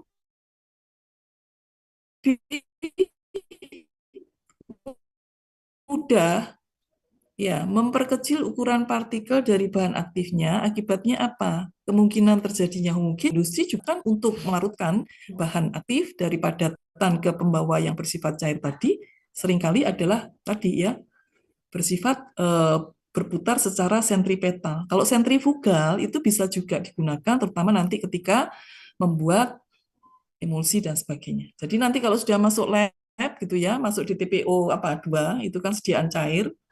Ngaduknya jangan kemudian berlawanan dengan jarum jam ya, diingat-ingat ya, karena tadi ya ada akibat yang harus ditanggung ya, termasuk nyiprat tadi ya. Tapi kalau secara ilmiah buktinya adalah ukuran partikel lebih kecil, larutannya juga lebih mudah larut ya. Itu terkait dengan mixing ya. Kemudian filtrasi ya, menyaring. Nah, ini nanti saudara juga akan temui ya bahwa yang namanya sediaan untuk bisa steril itu harus bebas mikroorganisme baik dalam bentuk vegetatif maupun spora ya. Nah, nggak semua bahan aktif itu tahan pemanasan tinggi. Ketika bahan aktifnya tidak tahan pemanasan tinggi, maka kita bisa lakukan penyaringan dengan ukuran pori yang lebih kecil daripada ukuran bakterinya. Jadi artinya apa? Kalau saudara melakukan penyaringan, tentunya ukuran pori harus dilihat ya, supaya saudara mendapatkan hasil sesuai dengan yang diharapkan. Jadi kalau yang ingin disaring adalah bakteri, ya harus tahu ya rata-rata ukuran bakteri berapa gitu ya. Sehingga kemudian bakterinya bisa tertahan di kertas saringnya. Atau pada waktu nanti ya membuat sediaan sirup itu juga ada proses menyaring ya. Itu untuk apa? Menapis kotoran-kotoran mekanis tidak ikut ke dalam sirup yang akan dibuat tadi. Nah, perhatikan apa? Satu, ukuran pori, yang kedua, jenis daripada membran atau filter yang digunakan. Karena nanti di lapangan saudara akan bisa melihat ada filter-filter yang memang khusus untuk larutan-larutan berair, ada juga yang untuk larutan-larutan pelarut organik. Nah, kalau salah kemudian memilih, yang terjadi bisa saja apa? Membrannya menjadi larut ya. Enggak kemudian bisa berfungsi sebagai penyaring gitu ya. Kemudian diayak, ya proses pengayaan nanti juga merupakan salah satu cara untuk apa? Menyamakan ukuran partikel, bisa melakukan pengayaan, kemudian drying atau pengeringan pada saat nanti melakukan pembuatan sediaan tablet dengan menggunakan granulasi basah, maka saudara menggunakan oven, nah harus tahu pada suhu berapa bahan aktifnya ini stabil. Kalau nggak stabil di atas suhu 40, ya jangan dikeringkan di atas suhu 40, nanti bisa menyublim, tahu-tahu hilang gitu ya. Bahannya nggak ada di situ, kemana ya. Kemudian apa kompresi ini biasanya dialami untuk ya sediaan-sediaan tablet. Ketika dikompresi tadi ya Ada macam-macam hal terjadi. Nah, kompresi ini tentunya juga harus dilihat ya, granulnya seperti apa, serbuknya seperti apa ya. Ada bahan-bahan tertentu seperti misalnya NaCl nggak usah ditambah apa-apa, saudara kemudian kempa dengan mesin tablet keluarnya menjadi tablet. Tapi kalau saudara kemudian ngambil tepung, saudara masukkan ke dalam mesin tablet, ya ditekan balik lagi jadi tepung kan gitu ya. Nah, oleh karena itu tadi ya, nanti ilmunya ada di TPU 1. Kemudian tadi terkait dengan pemanasan sudah disinggung ya bahwa nggak semuanya bahan aktif tahan pemanasan tinggi. Kalau tahan pemanasan tinggi mau dibuat sediaan steril kita bisa gunakan sterilisasi dengan cara panas menggunakan autoclave pada suhu di atas 100. Nah, oleh karena itu tadi ya kajian mengenai sifat fisikokimia menjadi penting. Nah, kalau sudah kemudian saudara lakukan proses manufaktur menjadi suatu bentuk sediaan tertentu, kalau tablet ya sudah jadi tablet, kalau kapsul ya sudah masuk ke dalam kapsulnya gitu ya. Itu yang kemudian disebut sebagai produk ruahan ya. Artinya sudah dalam bentuk sediaannya tetapi dia belum dikemas ya. Karena untuk bisa dijual, dipasarkan, itu kan setelah menjadi bentuk-bentuk sediaan tadi, masih butuh apa yang disebut dengan kemasan. Nah, kemasan yang dipilih ini juga harus disesuaikan ya dengan produk yang akan dilindungi. Fungsi daripada kemasan adalah melindungi ya bahan aktif atau produk yang ada dalam sediaan dan tentunya juga kemudahan di dalam penggunaannya.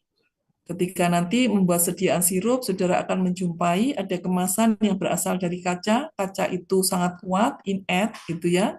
Tetapi satu hal, kaca memiliki bobot yang lebih tinggi dibandingkan kalau saudara gunakan plastik. Kaca juga lebih mudah pecah, ya.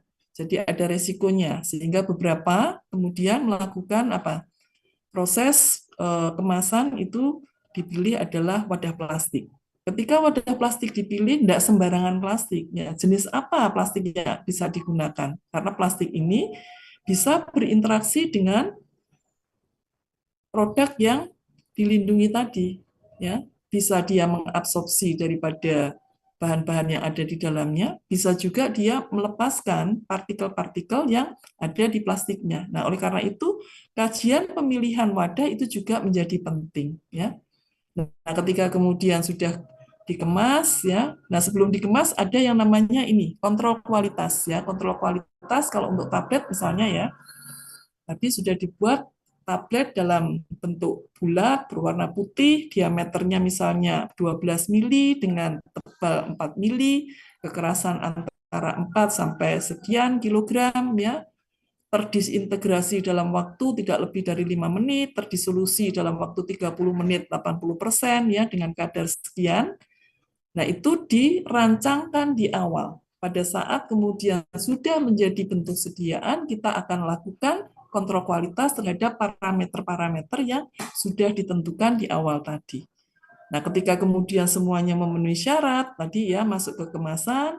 Nah, sebelum diedarkan ada yang namanya uji stabilitas ya. Nanti lebih lanjut saudara pelajari di farmasi fisik.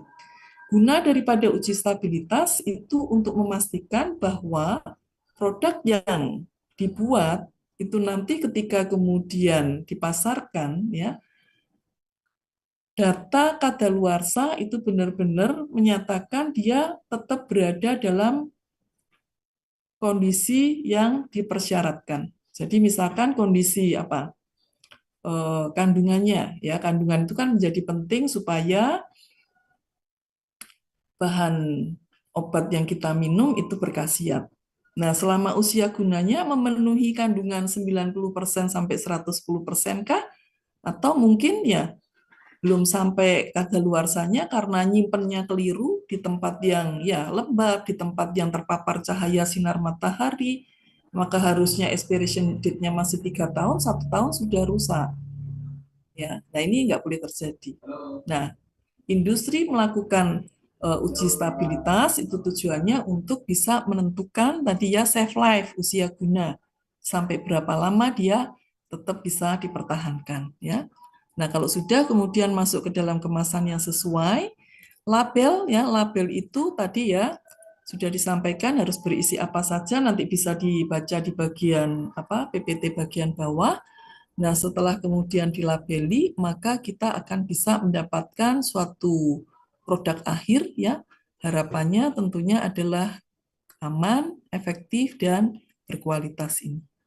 Nah, ini sebetulnya adalah isi semua daripada apa yang ada di pertemuan tatap muka ke-9 ini ya. Slide-slide yang ada di bawahnya nanti bisa saudara cermati kembali itu ya, untuk bisa lebih memperdalam wawasan saudara ya. Ya, jadi ini sumber-sumber bahan aktif itu bisa berasal dari apa saja. Kemudian ya, ini adalah gambaran bahwa yang namanya sediaan farmasi itu ada bahan aktif dan ada bahan tambahan. Bahan tambahan tadi adalah bermacam-macam gitu ya. Nah, fungsi daripada bahan-bahan tambahan itu apa saja, peranannya nanti bisa dibaca sendiri. Kemudian yang ideal untuk bahan tambahan itu seperti apa. Nah, ini adalah beberapa hal ya terkait dengan kompatibilitas. Ketika kita membuat suatu sediaan dalam bentuk padat, ketemu bahan tambahan yang bersifat padat, bisa terjadi berbagai hal ya yang mungkin dapat menyebabkan terjadinya penurunan kualitas dari produknya ya. Jadi bisa mengalami apa yang disebut dengan efloversen ya. Yang dimaksud dengan efloversen ini adalah kondisi di mana suatu bahan ketika kita menyimpan di dalam kelembapan yang terlalu rendah, akibatnya kandungan air yang ada di dalam bahan tersebut menjadi hilang ya. Akibatnya apa? Yang menjadi kering, kemudian menjadi bubuk ya, menjadi rapuh kan gitu ya. Nah, ini bisa dialami oleh ya obat-obat yang disebutkan seperti atropin, kodein dan seterusnya. Nah, oleh karena itu penyimpanan juga menjadi hal yang perlu diperhatikan ya. Kemarin bimbingan skripsi saya datang kepada saya mengatakan dapar yang digunakan dari dapar fosfat menjadi cair. Akibatnya ketika kemudian dilakukan penentuan dengan menggunakan HPLC yang tadinya smooth ya, keluar rigi-rigi ya. Nah, rupanya perubahan ya dari yang tadinya dalam bentuk padat tapi kemudian dia menyerap lembab udara tadi ya, menyerap lembab udara itu bisa terjadi higroskopis atau deliquescence ya. Kalau higroskopis itu cuman menjadi basah aja. Ya, ini bisa dialami oleh bahan obat misalnya metformin, sukrosa. Tapi kalau deliquescence itu sudah sampai kepada dia melarut menjadi air ya. Contoh nanti kalau misalnya ada di lab ya, ambillah NaOH, biarkan diangin-anginkan gitu ya. NaOH-nya. Besok saudara lihat ya. Loh, kok hilang jadi cair ya karena terjadi deliquescence ini. Nah, itu juga terjadi kemarin pada tadi ya daparnya. Nah, oleh karena itu apa yang harus dilakukan untuk ketika bekerja di lab atau nanti di apotek ketika membuka wadah itu harus apa? Seringkali kan kalau praktikum itu tergesa-gesa gitu ya, kepingin cepat selesai gitu. Setelah digunakan lupa nggak ditutup ya, nggak cuma lupa nggak ditutup ya, tapi nutupnya nggak rapet. Nah, ketika nutupnya nggak rapet tadi lembab udara masuk ya, sama seperti kasus permen yang tadi saya ceritakan ya. Ketika kemudian permennya nggak disimpan di tempat yang tertutup rapat, yang terjadi juga bisa meleleh tadi. Nah, oleh karena itu tadi ya apa yang sudah disampaikan di dalam kuliah-kuliah yang ada menjadi perhatian saudara ketika sampai di di praktikum. Ya, karena praktikum kita itu kan rombongan besar ya. Satu kali praktikum itu dalam satu lab bisa sampai 70 mahasiswa sekarang. Yang namanya dosen kan nggak bisa kemudian ngawasi satu-satu ya. Ini sudah nimbang ditutup rapat apa enggak gitu ya. Kalau pas ada di sebelahnya ya langsung aja diteriakin ya. Ayo ditutup rapat kan gitu. Nah, oleh karena itu tadi ya self disiplin masing-masing harus benar-benar bagus. Dan itu adalah latihan saudara sebelum nanti masuk ke dunia kerja yang sesungguhnya. Ya, kalau saudara sudah terbiasa disiplin dimanapun saja berada pasti akan melakukan itu. Nah, nanti kalau rekrutmen ketahuan ya dari tes psikologinya ini disiplin apa enggak ya. Pada waktu misalnya PKP, oh disiplin bagus ya, enggak usah lamar langsung diterima. Yang terjadi kan seperti itu ya. Nah, oleh karena itu tadi ya ketika masuk lab, tolong hal-hal yang nampaknya sepele buat saudara ya itu menjadi perhatian saudara. Kemudian ada lagi istilah eutaktik. Ya, istilah eutaktik itu terjadi, enggak semua bahan obat ketika kemudian ditambahkan, titik lelehnya menurun. Tetapi ketika saudara ya mencampurkan mentol dan kamfer, ya ini adalah dua bahan, ketika kemudian ditambahkan, titik leleh keduanya menurun. Nah, ketika titik leleh keduanya menurun, yang terjadi apa? Basah tadi ya. Nah, basah ini kan menjadi lengket. Nah, kalau akan dibuat menjadi powder, misalnya serbuk tabur yang akan digunakan pada tangan atau secara topikal, kan menjadi lengket. Nah, oleh karena itu harus ada tekniknya ya, gimana nyampurnya, harus disekat dengan apa dulu dan sebagainya. Ya. Nah, ini adalah isu-isu mengenai kompatibilitas ya pada sediaan padat yang mungkin akan saudara jumpai nantinya di lab ya. Nah, ini adalah bentuk-bentuk sediaan yang saudara bisa temui dan saudara bisa nanti melihat apa saja bahan tambahan yang bisa ditambahkan di sana. Tadi sudah disinggung ya, ada sediaan dalam bentuk cair, semi padat, padat, apa contohnya, kemudian yang namanya sediaan farmasi itu ada yang dipersyaratkan steril, ada yang non steril. Nanti dibaca sendiri. Ya, ini alasan mengapa dibuat bentuk sediaan. Nah, dari bagian ini saudara bisa melihat ya, tadi sudah disampaikan bahwa suatu bahan aktif itu untuk bisa memberikan efek, itu dia harus berada dalam bentuk terlarut. Oleh karena itu tadi solubility, kelarutan menjadi hal yang menjadi perhatian bagi formulator. Kalau kita membuat sediaannya dalam bentuk larutan, maka obatnya sudah dalam bentuk larutan, akan mudah ya untuk bisa melewati membran biologi terabsorpsi masuk ke dalam darah. Ya, ini adalah urutan ya, di mana kalau saudara lihat tablet itu merupakan ya bentuk sediaan yang membutuhkan waktu yang lebih lama untuk bisa berada dalam bentuk larutan karena harus mengalami tadi proses disintegrasi, pecahnya dari tablet menjadi partikel-partikel kecil, menjadi granul, dari granul kemudian pecah lagi menjadi partikel-partikel yang lebih halus. Kalau sudah menjadi partikel yang lebih halus, tadi karena ukuran partikelnya semakin kecil, maka lebih mudah terlarut, terdisolusi ya. Terdisolusi obat dalam larutan, nah obat dalam larutan inilah yang akan bisa diabsorpsi menuju ke dalam sirkulasi darah ya. Nah, ini rute ya, rute pemakaian tadi sudah disampaikan. Jadi kalau pemakaiannya secara oral ya, saudara bisa lihat pada grafik di sebelah kiri hubungan waktu versus konsentrasi obat di dalam plasma ya. Butuh waktu untuk absorpsi ya, dan absorpsi untuk bisa memberikan efek itu harus berada di dalam rentang apa yang disebut sebagai jendela terapeutik window ya. Terapeutik window itu berada pada antara MEC di bagian bawah. MEC adalah apa? Minimal efektif konsentrasi atau konsentrasi yang diinginkan, dan tidak boleh lebih dari MTC atau maximal toxicity concentration ya, karena kalau melebihi maximal concentration toxicity yang terjadi adalah efek toksik ya, misalnya ginjalnya menjadi rusak dan sebagainya. Tapi kalau kadarnya itu kurang dari seharusnya, maka yang terjadi efeknya nggak terjadi ya. Dan yang namanya sediaan itu ada yang sediaan konvensional yang memang ya begitu dipakai langsung dilepas ya di dalam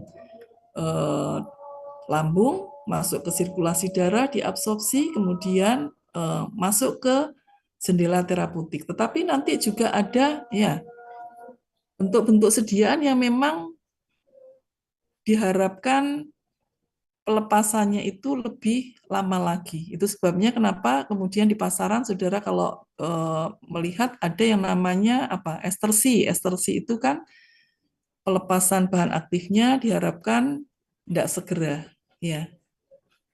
Nah, oleh karena itu ada obat-obat yang memang pemakaiannya cukup sekali, ya, karena nggak segera diabsorpsi, kemudian di metabolisme turun kadarnya di dalam darah, tidak seperti itu, ya. Tetapi kadarnya dipertahankan cukup lama di dalam darah. Nah, ini nanti ilmunya dipelajari lebih spesifik lagi dalam mata kuliah SPO, ya, sistem penghantaran obat. Silahkan kalau tertarik, ya.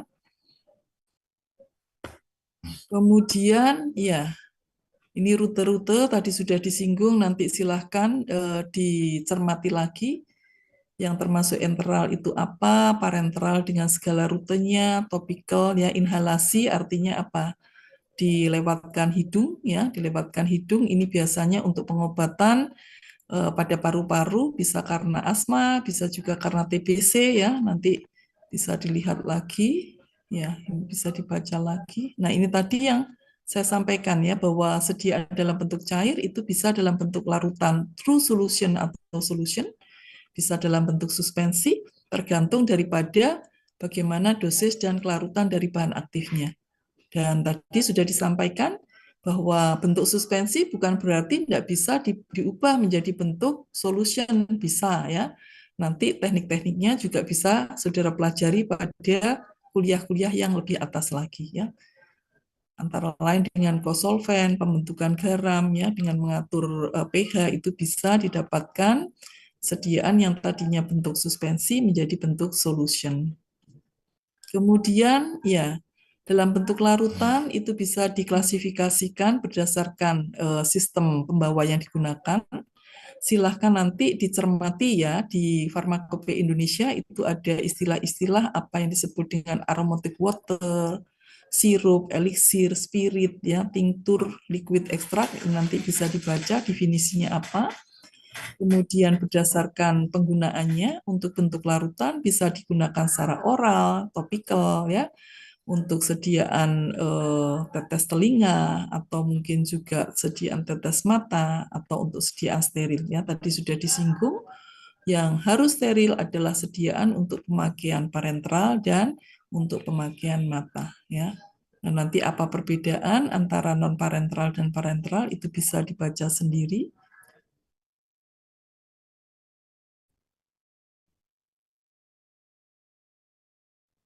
Ini tadi sudah lah bentuk sediaan dalam cair, ya, bentuk cair suspensi di mana bahan aktif lebih dari satu. Kalau saudara perhatikan, ya, ada sulfadiasin, sulfamerasin, kemudian sebagai pembawa suspending adalah sirup dan vakum.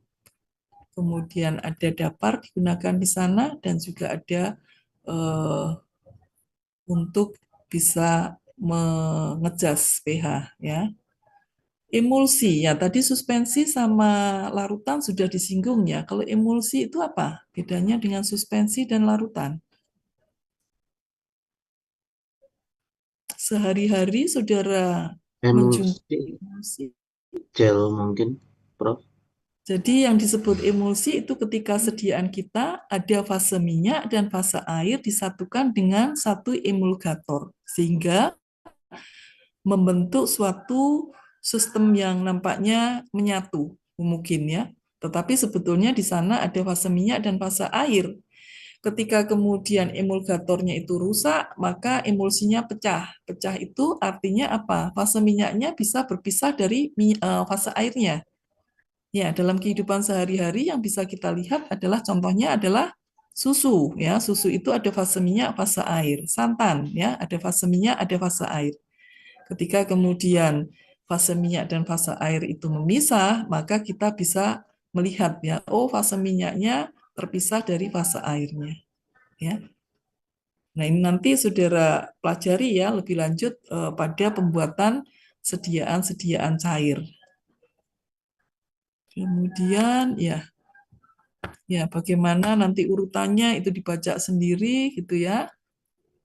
Ya, saya kira itu yang silahkan nanti bisa lebih dicermati apa yang ada di bawahnya, ya. Ada yang ingin ditanyakan? Ini tadi ya yang sudah kita bahas untuk parastamol, bentuknya apa saja, kemasannya seperti apa, juga amoksisilin tadi ya, bisa dalam bentuk sirup ya, sirup kering karena tadi tidak stabil dengan adanya air, bisa juga dalam bentuk tablet atau kapsul. Ya. Ada yang ingin ditanyakan sebelum saya masuk ke presensi QR? Misi Prof, saya mau tanya. Iya, silakan. Baik, terima kasih atas kesempatannya. Di sini saya izin bercerita sebentar. Bentar, ini siapa Kalau ya, saya kok enggak kelihatan. Nur Ais ini ya? ya, ya Ya, Prof. ya, silakan. Ya. Waktu itu keluarga saya tuh terkena beli obat tetes mata di apotek. Hmm, Dan waktu itu apotekernya tuh bilang kalau hmm, buat obat tetes mata itu hanya untuk khusus satu orang satu seperti itu. hmm, Dan itu tadi kan sempat disinggung juga bahwa obat tetes mata itu sediaannya harus steril. Lalu saya pergi juga ke apotek yang kedua. Katanya tidak apa-apa kalau pakai secara giliran karena itu cuma diteteskan saja. Nah, itu yang membuat saya bingung, Prof. Apakah obat tetes mata itu lebih baiknya untuk satu orang satu atau bisa di-sharing Iya, seperti terima itu? kasih ya mengingatkan saya bahwa tetes mata tadi selain dia harus steril, setelah dibuka itu juga ada apa? Ada beyond use date, ya. Artinya sampai berapa lama bisa digunakan, ya. Ada yang tahu? Ya, setelah dibuka itu biasanya berapa lama untuk tetes mata sebelum menjawab pertanyaan Nur Ais? Kalau sirup kering tadi kan setelah ditambahkan dengan air 7 sampai 14 hari kan gitu ya. Kalau untuk sediaan mata seperti tetes mata setelah dibuka maksimal berapa? 30 hari, 1 bulan ya. Ini kaitannya dengan stabilitas secara mikrobiologi karena tadi ya harus steril digunakan berulang sehingga pada penggunaan berulang ada kemungkinan kontaminan mikroorganisme masuk, nah masuk menyebabkan sediaannya menjadi tidak steril. Nah, ketika tidak steril, kalau dia tadi ya kontaminannya adalah bakteri yang bersifat patogen, maka yang terjadi adalah efek samping yang tidak diinginkan pada pasien. Nah, terkait dengan mengapa apoteker pertama gunakan satu-satu. Pernah melihat apa namanya bentuk wadah tetes mata? Itu kan gimana? Ada bagian yang runcing untuk diteteskan ya. Nah, bagian yang runcing ini tidak boleh tersentuh tangan. Oleh karena itu pada waktu mau menggunakan tetes mata itu juga ada aturannya. Tangannya harus dicuci bersih, karena tangan yang kemudian kotor itu bisa saja tersentuh di bagian tadi, larutan yang akan keluar lewat wadahnya. Nah, kalau itu tersentuh kemudian ada membawa bakteri, bakterinya ikut masuk ke dalam mata. Kenapa kemudian apoteker yang pertama harus menggunakan satu persatu? Nah, nggak menggunakan tetes mata aja, misalnya menggunakan anduk yang sama, atau mungkin ya saling bersalaman, kemudian kucek-kucek mata, satu orang kemudian tertular satu dengan yang lain gitu kan. Nah, itu kan resikonya seperti itu. Sehingga ketika tadi satu dengan yang lain sudah sakit mata, ada baiknya memang kemudian ya satu pasien yang memegang satu wadah saja. Nah, kalau kita perhatikan wadah untuk sediaan tetes mata itu juga volumenya sangat kecil. Ya, cari volume yang 5 mili kalau misalnya ada, jangan yang 10 mili supaya apa? Tadi ya dalam waktu 30 hari itu